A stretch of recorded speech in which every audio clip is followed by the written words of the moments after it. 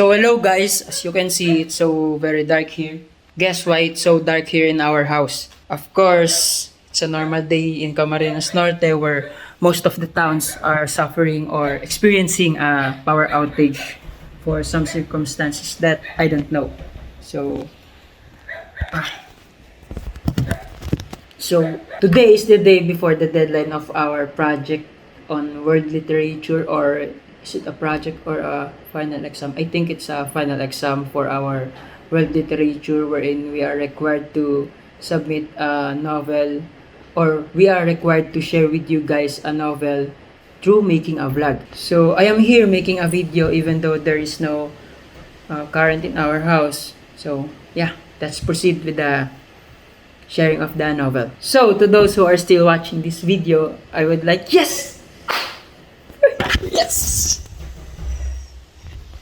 Guess what, guys? Finally, the electricity came back. So let me go to my room so I can finish what I am saying earlier regarding this project. So yeah, bye. So hello again, guys.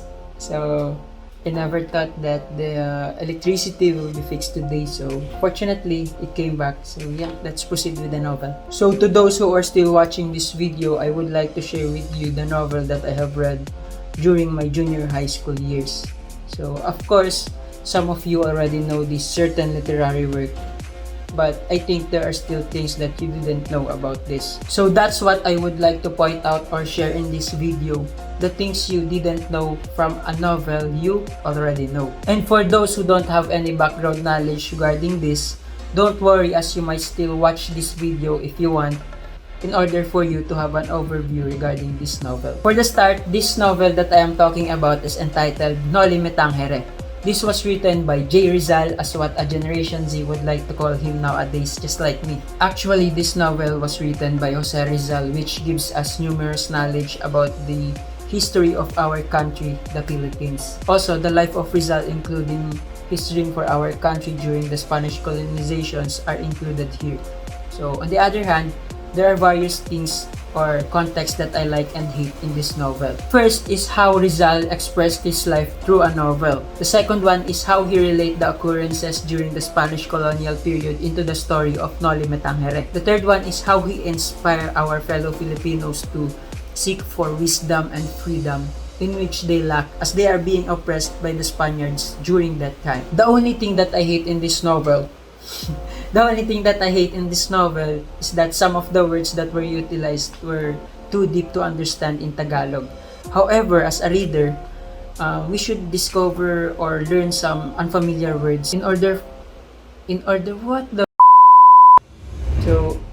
for us to learn something, or I think it is really good for us as a reader to go beyond our knowledge in terms of the words, so that we can understand easily the literary works or the literary piece that we are reading, so that we can expand our brain cells.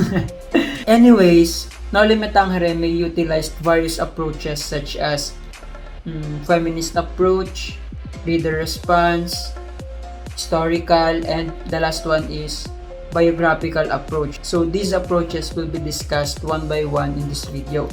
So I would like to clarify first that some of the things that I will say here is my personal opinion, but some of it are based on facts and research. Moving on. Moving on, as what I have said earlier, the feminist approach may be utilized in this novel as it portrays the gender inequality in terms of the roles of men and women in the novel. So it is evident in the novel that most of the men here have more power than women, as they have power to rule the many, such as the friars and the guardia civils in the novel, while women are being subjected or considered as an object or statues who have no rights to choose what they want to do in their lives, or simply they don't have freedom.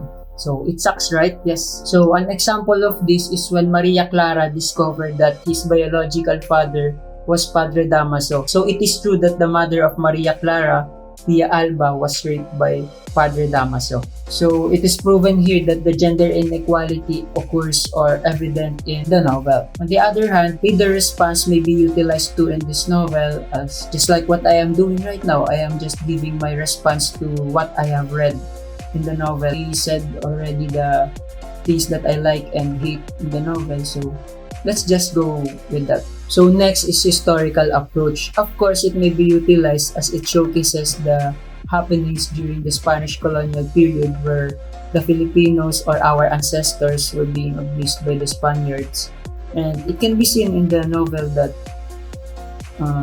Maria Clara, Crisostomo Ibarra, Elias, and Crispin were being abused by the Spaniards or simply the friars and the Guardia Civils in the novel. So last but not the least is biographical approach. So I was about to say it, biological approach, but the writing is biographical approach. So anyways, in this approach, I will discuss thoroughly the true-to-life story of Jose Rizal in terms of the novel. So he was inspired not only to write the history of our country or his motherland, the Philippines, but also he was inspired to write about his life, his personal experiences, such as the relationship with his friends and women, his dream for his fellow countrymen and for our country, and his experiences regarding the oppression of the Spaniards during the Spanish colonial period.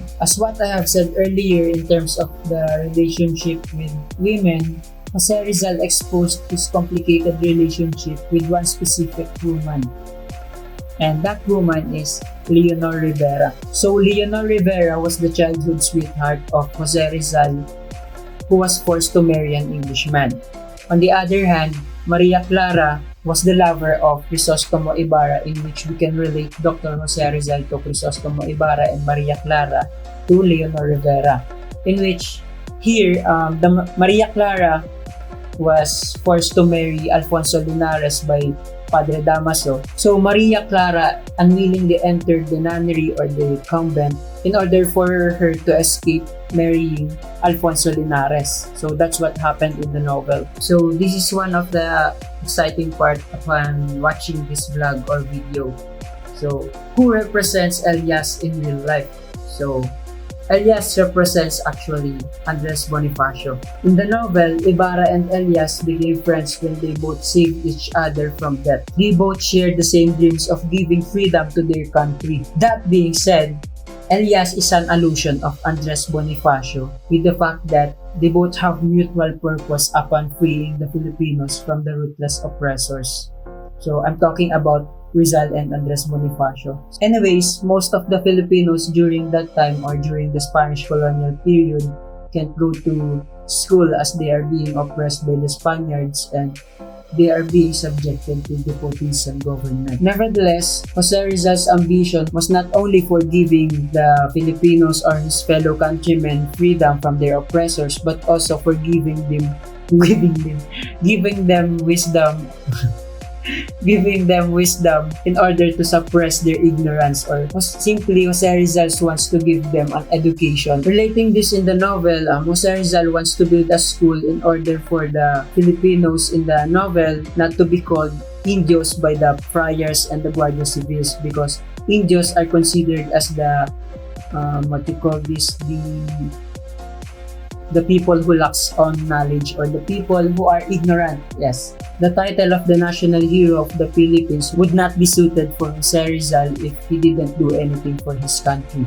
That's why even though he belonged to a middle class family, he has still sympathy for his fellow countrymen who were experiencing poverty in their life, and I love the fact that he has still sympathy and empathy for them. Maybe because he became the slave of his own, wherein he experienced the injustices from the past, and for that reason he didn't write poems, stories, novels, etc. just to satisfy his own entertainment.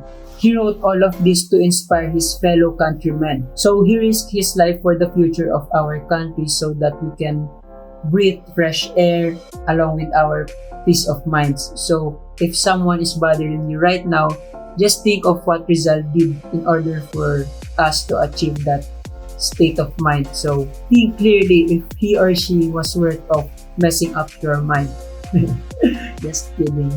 I'm smiling for you today. Anyways, Those what he did, in reality, it serves as an eye-opener for them to wake not only their eyes, but also their hearts and minds to fight for their freedom and for the future of their children. So I am talking about the Filipinos or our ancestors during the Spanish colonial period. In connection with the novel, Ibarra sought to improve the country by building a school that will help for its betterment. Just know that this novel that I am talking about is only a prequel for the novel El Filibusterismo. El Filibusterismo is the sequel of Noli, Tangere, wherein Jose Rizal has different ambitions between those two novels. So Jose Rizal is more wild or more problematic in El Filibusterismo, while in Noli, Tangere, Rizal is just a simple and good guy who has ambition of building a school for his countrymen.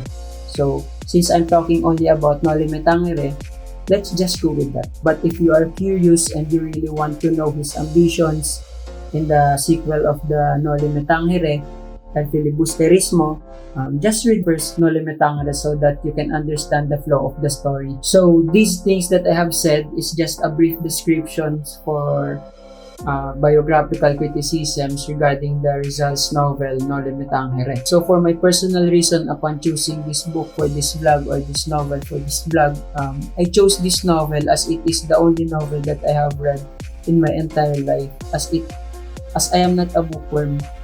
I'm not a bookworm or the type of person who love to read books. I just read books if it is required in our school, so that's why. Aside from it is mandated by the Rizal law in which we ought to study the life and works of Rizal. However, I enjoyed reading this book as I am curious with the characters of Noli, Tangere, like who is Maria Clara in Rizal's life, who represents Elias in real life, who is Padre Damaso, is it a symbolism for hatred of Rizal, Padre Salvi, is he a symbolism of an abusive priors from the past, just things like that. I am really curious with those. So you should read this novel not because it is mandated from the school or it is mandated to study from the school.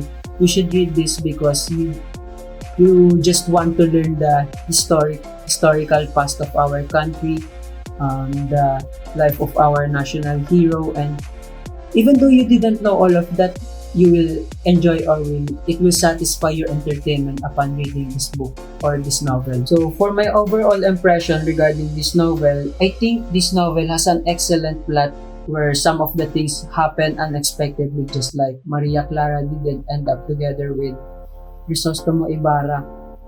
I expected or I thought that Maria Clara will end up with Ibarra, but there are some hindrances or there are people who make their best efforts just for them not to end up together. Later, if you read this novel, you will know that that's why I recommend you this book, as it plays a vital role upon knowing the historical past of our country, the Philippines. But if you are not that type of person, you should still read this, as it does not only focuses on that kind of story. It also have a plot twist from a prequel to sequel, from Noli, Tangere to El Filibusterismo, where you will be shocked that she is that person or he is that person.